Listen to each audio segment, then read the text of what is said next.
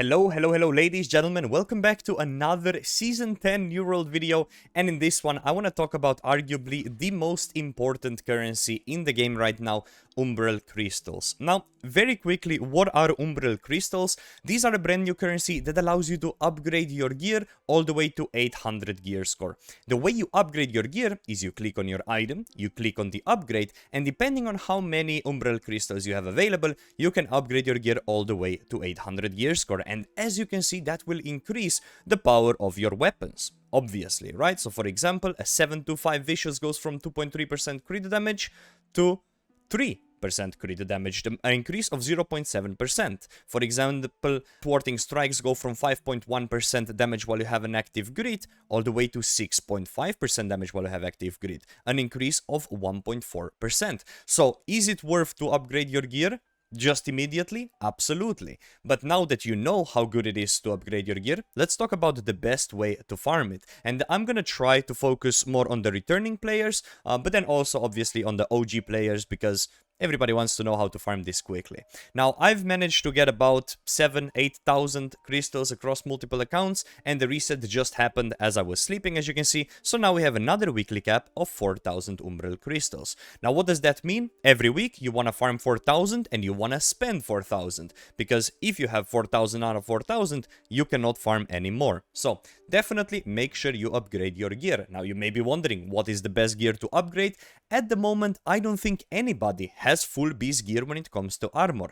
That's why I heavily recommend you to invest the first couple of weeks even of the Umbral Shards into the artifacts that you prefer to use. And I'm gonna be a man of my word here, and I will do exactly that by upgrading Crescent Wave to 800. Now, why do I do that? Because I absolutely love this weapon, it's my favorite weapon to use, but I also want to deal as much damage as possible, and that's how you go ahead and do it. And any sort of artifacts that you're personally very interested in, for example this elemental band, I recommend you to push it maybe not to 800, maybe more to 785 or 790 in order to not waste too many Umbral Shards, because the upper you go, the more expensive it gets, but also the more powerful you will be. Definitely invest into your artifacts of your choice at the beginning, and then as you slowly start getting some of the Beast armor drops, which I have none of, start upgrading those as well. That's about the start, but now let's talk about how we farm these Umbral Crystals. The way I did it is I was farming Capture the Flag. Now, Capture the Flag is a great activity. You can click Escape, click Activities here on the top, and you can queue into a lot of different things by going into Capture the Flag. For example, I was able to get 150 crystals per game, no matter when you lose or when you win. So this was a great way to farm it. Probably will get nerfed. There's a lot of people just queuing Capture the Flag and AFKing at the moment, and you get the same amount if you're playing or if you're AFKing. So Capture the Flag, great option. For example, another thing on the activity you can do is you can do Outpost Rush. This one will give you a little bit more PvP XP, which is gonna help you get those unique great items, but at the same time, Outpost Rush gives you 200 points on a win, but 75 Umbral Crystals on a lose. So is it worth doing? If you have a good group, I think so. Outpost Rush also great, but moving on, what else do we have here? We have arenas. Now, are arenas worth doing? I would say absolutely not. Why? Arenas give you only 75 Umbral Crystals on a win and about, I think, 30 on a loss or 35 on a loss. But the reason why they're not doing is they also don't give you a lot of PvP XP. So arenas I would put more on a back burner. I wouldn't really touch them too much personally. Now, when it comes to raids, I haven't actually done any raids in this patch, so I do not know how many shards you get per raid. But once I do know, I will update the description of this video. So go ahead and check the description of the video and see if I've done any raids, and I can tell you more about it.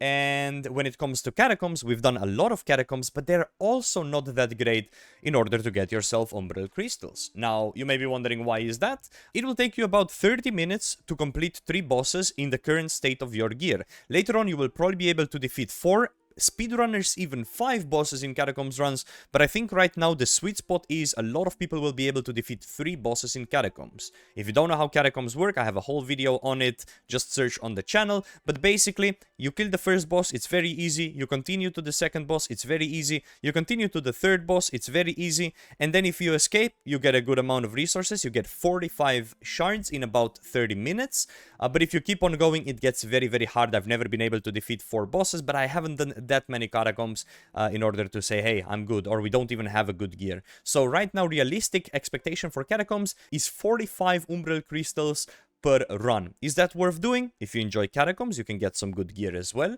Is perhaps worth doing, but not for Umbral Crystals. So you're gonna get very low amount. And now if you're a returning player, this is your part of the video. The best way for you right now, if you have nothing on your account, is to join elite runs. You will see in the chat there's gonna be elite runs happening all the time. All you gotta do is, if you don't know what it is, there's plus spiders, plus cast, plus CK, plus whatever, is you just type plus whatever and wait for an invite. Even if you don't know where it is, you will get invited and you'll see, hey, people are located in Cutlass Keys, for example. And let's analyze here. There is an elite zone here in Cutlass with a lot of elite chests. Most of the time, you will start it here on Admiral Shrine and start running chest to chest to chest to chest. And you're going to be getting 15 crystals per chest. Now, this is not going to be comparable to Capture the Flag. And this is not going to be comparable to OPR speedruns. But this will be, I think, the third best option right now. Maybe the fourth best option. So this is also going to give you a lot of different items that you can temporarily use before you get the full set items. For example, you'll be getting items like this cloth head here with Lifestealer Draught that has like a great perk in order to do a lot of activities without needing a healer. You're gonna be getting like a lot of different things that are gonna maybe be helpful, like this cloth gloves with slash conditioning and ending storm, strike conditioning with an ending storm being replaceable and offensive slot being replaceable. For example, a piece like this is absolutely beautiful right now, even for something like a bruiser. Keep in mind that you can attach a different gem to any of your weapons, and you can replace the skill slot of this unending storm into any perk of your choice. So this might be one of the items worth keeping for a very long time. Until we get the full sets, right? You get the idea. But yeah, elite chests, absolutely worth doing. Don't sleep on them, especially if you're a returning player, because that means you need nothing. You can go into those runs naked, and you will come out of it with a gear score of about 750 and a bunch of Umbral shards to show for it. Going back into the activities section of the video, you will also notice there to be mutated expeditions. At the moment, people don't really have great gear in order to do M3s, but as soon as you have like very good gear score, you'll be able, I think, to pretty easily do M3s. Now, M1s at the moment, I believe, give you 150 Umbrals for completion. I've personally done 0, so again, I will be updating the description with correct numbers.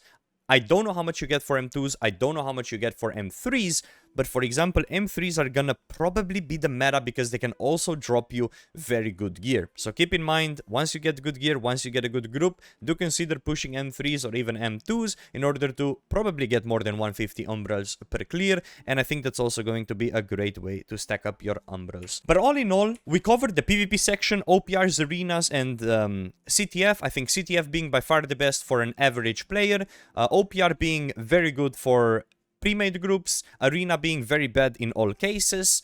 We went over the elite chests being great for returning players and even existing players, I would say. It allows you to completely replace your gear. We also went over the fact that you can do Catacombs but not get a lot of Umbral shards, but get decent gear from the rewards. And if you're wondering where do you get rewards from the Catacombs, it is going to be over here in the biggest settlement, Tulorest Abbey Hamlet.